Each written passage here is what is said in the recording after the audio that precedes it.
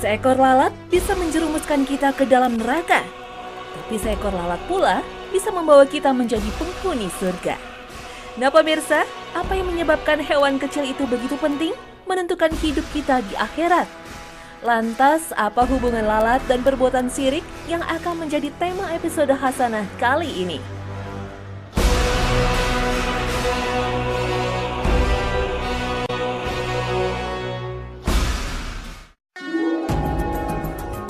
Assalamualaikum warahmatullahi wabarakatuh. Selamat pagi pemirsa Trans 7. Hasanah Ensiklopedia Islam Dunia kembali hadir ke hadapan Anda untuk berbagi pengetahuan dan berwasiat dalam kebajikan. Pagi ini, Hasanah akan kembali meneruskan pembahasan masalah syirik. Kemarin kita baru membahas syirik besar. Nah sekarang kita bahas syirik kecil. Sebelumnya, mari simak firman Allah dalam surah An-Nisa ayat 116. إِنَّ اللَّهَ لَا يَغْفِرُ أَن يُشْرَكَ بِهِ وَيَغْفِرُ مَا دُونَ ذَلِكَ لِمَن يَشَاءُ وَمَن يُشْرِكْ بِاللَّهِ فَقَدْ ضَلَّ ضَلَالًا بَعِيدًا. Sesungguhnya Allah tidak mengampuni dosa mempersekutukan sesuatu dengan Dia, dan Dia mengampuni dosa yang selain syirik bagi siapa yang dikehendakinya. Barang siapa yang mempersekutukan sesuatu dengan Allah, maka sesungguhnya ia telah tersesat sejauh-jauhnya.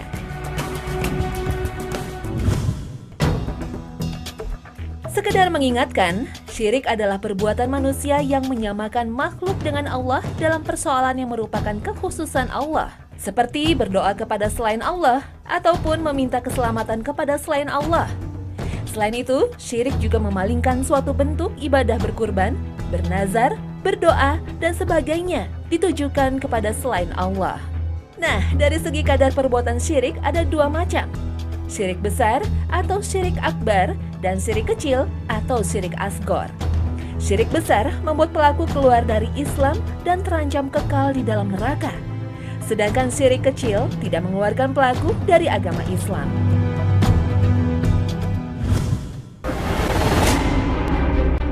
Tahukah Anda perbedaan syirik besar dan syirik kecil? Ada beberapa perbedaan yang ada dalam kedua perbuatan ini. Yang pertama, syirik akbar atau syirik besar mengeluarkan pelakunya dari agama alias murtad, sedangkan syirik asgor tidak. Yang kedua, syirik akbar pelakunya kekal diazab dalam neraka. Sedangkan pelaku syirik asgor tidak kekal apabila diazab di dalam neraka. Jika dia masuk ke dalam neraka, maka dia disiksa sesuai dengan kadar dosanya. Setelah itu, dimasukkan ke dalam surga. Meski begitu, jangan dianggap enteng, sebab ia berdosa dengan dosa yang paling besar, lebih besar daripada maksiat. Orang yang berbuat syirik asgor itu lebih berbahaya daripada orang yang berzina, berjudi, atau bahkan membunuh manusia lainnya. Perbedaan ketiga, syirik akbar membatalkan seluruh amalan soleh, sedangkan syirik asgor seperti riya, atau amalan yang mengharapkan bagian dari dunia, hanya membatalkan amalan yang bercampur dengannya saja. Perbedaan keempat, syirik akbar menyebabkan halal darah dan harta pelakunya, sedangkan syirik asgor tidak menyebabkan halal darah dan harta pelakunya. Maksudnya, pelaku syirik besar boleh dibunuh oleh penguasa atau pemerintah Islam yang sah, sedangkan syirik kecil tidak boleh. Apa yang dimaksud dengan syirik kecil? Syirik kecil adalah segala sesuatu yang terlarang dari syariat karena dikhawatirkan akan menjadi perantara menuju syirik akbar. Syirik kecil atau asgor terbagi dua. Pertama, syirik zohir atau tampak di lisan dan anggota badan, yakni perkataan dan perbuatan. Contoh perbuatan syirik asgor dalam ucapan adalah seseorang bersumpah dengan menyebut selain nama Allah. Umpamanya, ucapan demi ayah dan ibuku. Maka ini tergolong syirik kecil, dengan catatan dia tidak sampai berkeyakinan ayah dan ibunya setara dengan Allah. Apabila ia sampai berkeyakinan bapa dan ibunya sama hebatnya dengan Allah, maka dia telah terjatuh dalam syirik akbar, bukan lagi syirik asgor.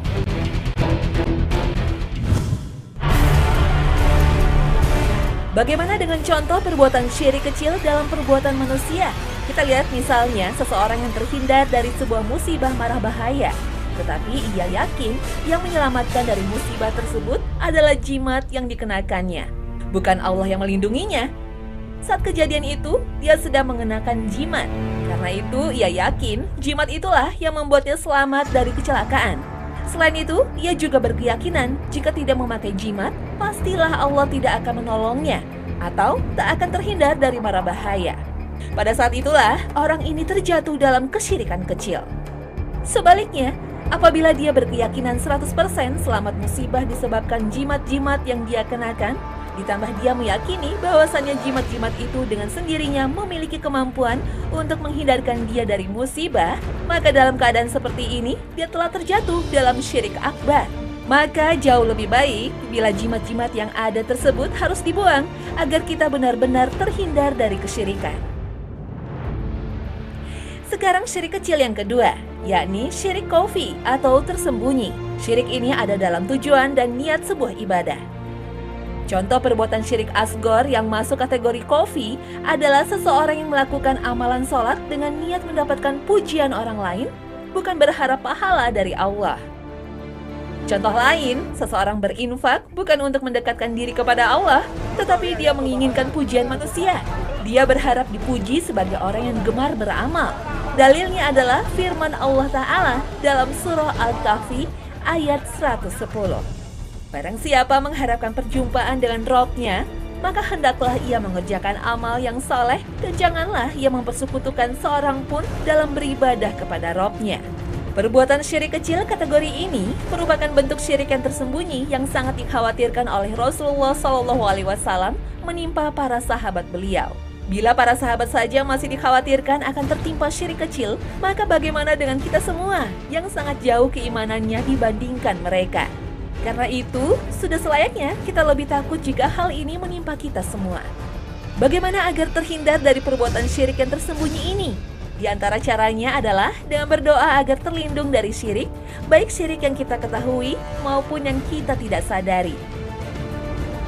Selain itu, kita senantiasa memperbaiki niat dan keikhlasan kita dalam setiap amal perbuatan yang kita lakukan, baik saat akan beramal maupun setelah beramal. Selain itu, kita harus sadari bahwa hanya Allah lah yang paling berhak mendapatkan segala bentuk peribadatan, bukan yang lain.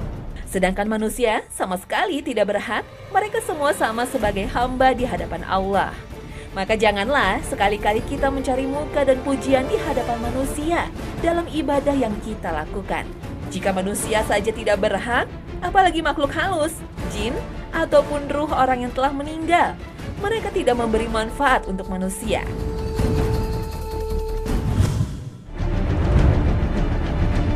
Contoh lain syirik kecil adalah bersumpah dengan menyebut selain Allah. Seringkali kita melihat orang bersumpah atas nama bapak atau ibunya, atau bersumpah atas nama yang lain selain Allah. Maka semuanya termasuk syirik kecil. Nabi Muhammad SAW memberi wejangan yang sangat jelas. Rasulullah SAW menyebut perbuatan seperti itu termasuk kekufuran atau kesyirikan. Rasulullah SAW bersabda, barang siapa yang bersumpah dengan selain Allah, maka sungguh dia telah kafir atau telah syirik. Selain sumpah, ucapan-ucapan kita pun bisa masuk kategori syirik kecil. Misalnya, ketika kita sukses meraih sesuatu, maka seringkali mengucapkan syukur bukan kepada Allah semata, tetapi menyandingkan dengan makhluk. Umpamanya, ucapan atas kehendak Allah dan kehendak Anda, misalnya dengan menyebut nama orang, saya berhasil meraih prestasi ini. Atau ucapan kalau bukan karena Allah dan Pak Bos, saya bukanlah siapa-siapa. Kalimat semisal juga termasuk, ini adalah berkat pertolongan Allah dan si fulan. Kalimat-kalimat semisal itu yang dengan sengaja mensejajarkan antara Allah dan manusia, semua termasuk kesyirikan. Karena itu kita perbaiki. Yang benar dari ucapan di atas adalah atas kehendak Allah kemudian kehendak Anda, maka saya bisa meraih prestasi ini. Atau kalau bukan karena Allah kemudian karena Anda, atau berkat pertolongan Allah kemudian pertolongan Anda. Demikian seterusnya. Maksudnya Allah dikedepankan dan ditonjolkan dan bukan disejajarkan dengan manusia. Rasulullah SAW telah bersabda, Janganlah kalian semua mengucapkan atas kehendak Allah dan kehendak fulan, tetapi katakanlah atas kehendak Allah, kemudian atas kehendak fulan. Hadis riwayat Ahmad dan Abu Daud dan merupakan hadis sahih. Dengan ucapan ini, maka kita terhindar dari kesyirikan. Lebih lagi, kita sekaligus tidak melupakan ucapan terima kasih atas jasa atau bantuan yang diberikan oleh orang lain.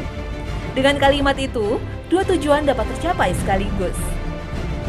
Bagaimana bila diucapkan hanya untuk manusia? Jelas termasuk kesyirikan. Misalnya kalimat, apa yang saya raih selama ini semua berkat kerja keras saya dan tim. Lalu peran Allah di mana? Jelas ucapan seperti itu adalah keliru. Mestinya kita ucapkan, apa yang saya raih selama ini berkat pertolongan Allah dan kerja keras saya dan tim.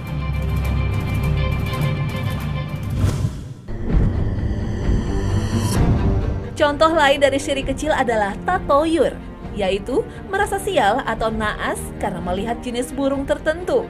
Termasuk tatoyur adalah percaya ada angka-angka membawa sial. Misalnya, ada orang yang percaya angka 4 dan 13 sebagai angka sial, dan sangat yakin angka 9 sebagai angka keberuntungan. Ada juga yang percaya nomor-nomor keberuntungan, baik untuk nomor rumah, nomor telepon, ataupun nomor mobil, semua itu termasuk tatoyur.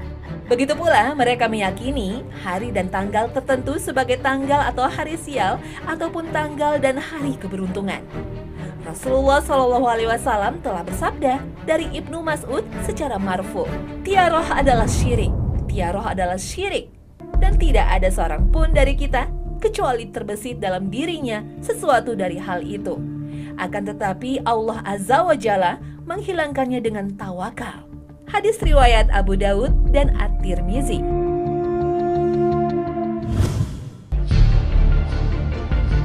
Demikian juga termasuk syirik kecil, yaitu memakaikan gelang dari benang dan lainnya kepada anak-anak dengan tujuan untuk menolak bahaya atau bala. Ada juga yang menggantungkan jimat tertentu untuk mencegah pengaruh lain atau untuk mendatangkan keberuntungan. Semua sama saja termasuk syirik kecil. Mengapa termasuk kesyirikan? Tidak lain karena perbuatan tersebut mengotori tawakal kita kepada Allah. Di samping itu juga mencemari tauhid kita kepada Allah.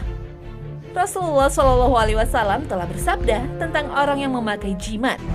Barang siapa yang menggantungkan jimat, maka dia telah syirik. Hadis riwayat Ahmad. Khusus dengan jimat ini, maka kita perlu lebih hati-hati lagi.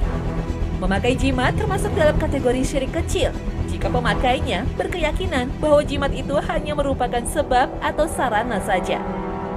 Adapun jika ia meyakini dan menggantungkan diri secara mutlak dan berkeyakinan bahwa jimat tersebutlah yang dapat memberikan perlindungan, maka orang tersebut telah jatuh kepada syirik besar.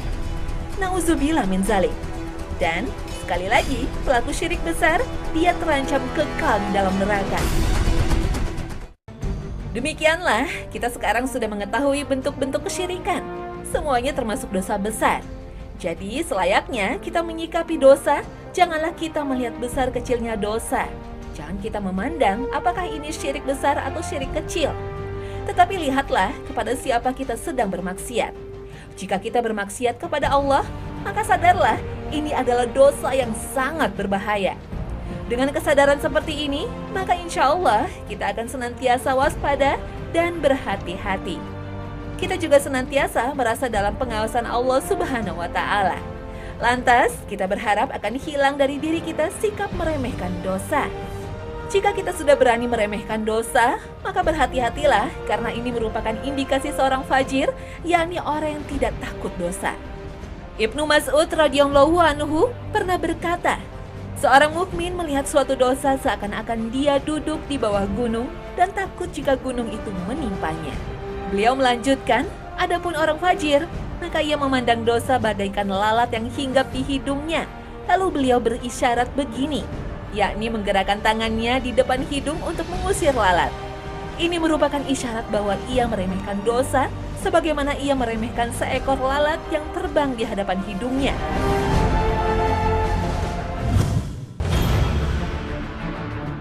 Ada juga kisah seseorang masuk neraka hanya gara-gara seekor lalat. Jika lalat bisa memasukkan orang ke neraka, bagaimana dengan binatang yang lebih besar? Sekarang ini di sekitar kita, perbuatan syirik seperti menu sehari-hari. Bahkan ada menganggap sebagai hal yang biasa dan ringan. Padahal sesaji walau dengan lalat saja bisa menyebabkan seseorang masuk neraka. Apalagi jika dengan tumbal kepala kerbau atau kepala sapi. Dari Thariq bin Syihab, beliau menceritakan bahwa Rasulullah SAW pernah bersabda, ada seorang lelaki yang masuk surga gara-gara seekor lalat, dan ada pula lelaki lain yang masuk neraka gara-gara lalat. Para sahabat bertanya, bagaimana hal itu bisa terjadi, wahai Rasulullah? Beliau menjawab, ada dua orang lelaki yang melewati suatu kaum yang memiliki berhala. Tidak ada seorang pun yang diperbolehkan melewati daerah itu, melainkan dia harus berkorban, memberikan sesaji sesuatu untuk berhala tersebut. Mereka pun mengatakan kepada salah satu di antara dua lelaki itu, berkorbanlah. Ia pun menjawab, aku tidak punya apa-apa untuk dikorbankan. Mereka mengatakan, berkorbanlah, walaupun hanya dengan seekor lalat. Lelaki pertama pun berkorban dengan seekor lalat, hingga mereka pun memperbolehkan dia untuk lewat dan meneruskan perjalanan. Karena sebab itulah, ia masuk neraka. Mereka juga memerintahkan kepada orang yang kedua, berkorbanlah. Ia menjawab, tidak pantas bagiku berkorban untuk sesuatu selain Allah Azza wa Jalla. Akhirnya, mereka pun memenggal lehernya. Karena itulah orang kedua ini masuk surga. Hadis riwayat Imam Ahmad. Nah pemirsa, jangan menganggap enteng perbuatan syirik. Kita memohon kepada Allah agar Dia menjadikan kita semua sebagai hamba-hambanya yang bertakwa, yang selalu memelihara diri dari dosa, lebih-lebih dosa syirik baik besar maupun kecil. Kita berharap agar jangan sampai terperosok pada tipu daya setan.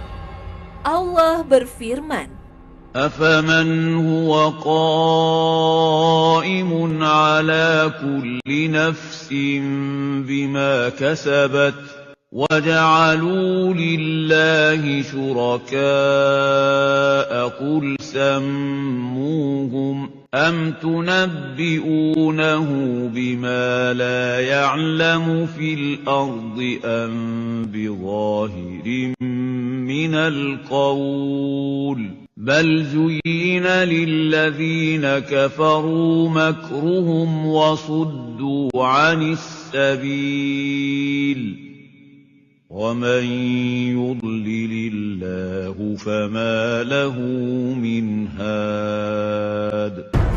Sebenarnya orang-orang kafir itu dijadikan oleh setan memandang baik tipu daya mereka dan dihalanginya dari jalan yang benar.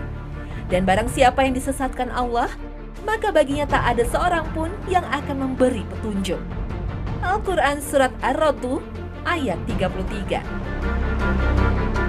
Agar kita terhindar dari perbuatan syirik, maka kita sedikit rinci lagi. Syirik menurut kadarnya perbuatan terbagi menjadi syirik besar dan syirik kecil. Sedangkan syirik akbar itu ada syirik dalam berdoa, yakni merendahkan diri kepada selain Allah dengan tujuan untuk meminta dan berharap kepada selain Allah. Ada juga syirik dalam niat, kehendak, dan maksud, yakni ibadah ditujukan semata-mata ingin dilihat orang atau untuk kepentingan dunia semata. Ada juga syirik dalam ketaatan, yakni menjadikan sesuatu sebagai sekutu bagi Allah dalam menjalankan syariat dan beridho atas hukum tersebut. Berikutnya, ada syirik dalam kecintaan. Seseorang beribadah dengan menempatkan makhluk sebagai tandingan bagi Allah Subhanahu wa Ta'ala, atau menyetarakan kecintaan makhluk dengan Allah. Dari segi kadar perbuatannya, ada juga yang disebut syirik khafi atau tersembunyi, yaitu seorang beramal dikarenakan keberadaan orang lain, termasuk riya. Sedangkan syirik menurut letak terjadinya ada beberapa jenis. Pertama, syirik i'tiqadi. Syirik yang berupa keyakinan, misalnya meyakini bahwa Allah Subhanahu wa Ta'ala yang telah menciptakan kita dan memberi rizki pada kita. Di sisi lain juga percaya bahwa dukun bisa mengubah takdir yang telah digariskan kepada kita. Hal ini termasuk syirik akbar yang mengeluarkan pelakunya dari agama Islam. Syirik berdasarkan letak terjadinya ada yang disebut syirik amali, yaitu setiap amalan fisik yang dinilai oleh syariat Islam sebagai sebuah kesyirikan. Seperti menyembelih atau berkorban binatang untuk selain Allah. Begitu juga orang bernazar untuk selain Allah. Yang ketiga, berdasarkan letak perbuatan syirik. Ada yang disebut dengan syirik lafzi. Syirik lafzi adalah setiap lafaz atau ucapan yang dihukumi oleh syariat Islam sebagai sebuah kesyirikan. Umpamanya, bersumpah dengan selain nama Allah, seperti perkataan sebagian orang, "Penolongku itu Allah dan engkau," dan "Aku bertawakal kepadamu." Kalau bukan karena Allah dan si fulan, maka akan begini dan begitu. Mestinya diucapkan dengan kata sambung kemudian, bukan dan, untuk memisahkan antara Allah dan Allah. Syirik memang perbuatan dosa manusia sejak zaman Nabi Nuh. Tidak heran bila sekaliber Nabi Ibrahim saja memohon agar keturunannya terhindar dari perbuatan syirik. Nabi Ibrahim alaihissalam meminta perlindungan kepada Allah dari kemusyrikan.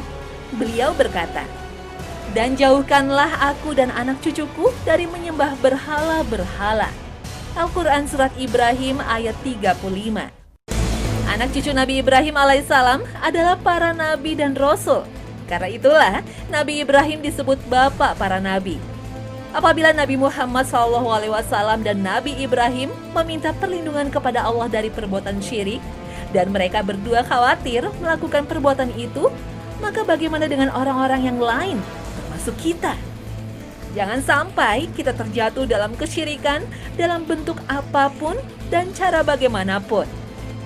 Inilah doa agar kita terhindar dari syirik. Ya Allah, sesungguhnya aku berlindung kepadamu, agar tidak menyekutukan kepadamu, sedang aku mengetahuinya, dan minta ampun terhadap apa yang tidak aku ketahui.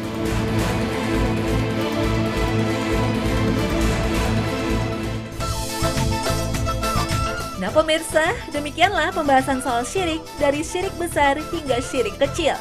Mudah-mudahan episode ini semakin memberi pemahaman kepada kita dan meningkatkan keimanan kita, sehingga kita terhindar dari semua perbuatan syirik. Terima kasih atas perhatian Anda. Wassalamualaikum warahmatullahi wabarakatuh.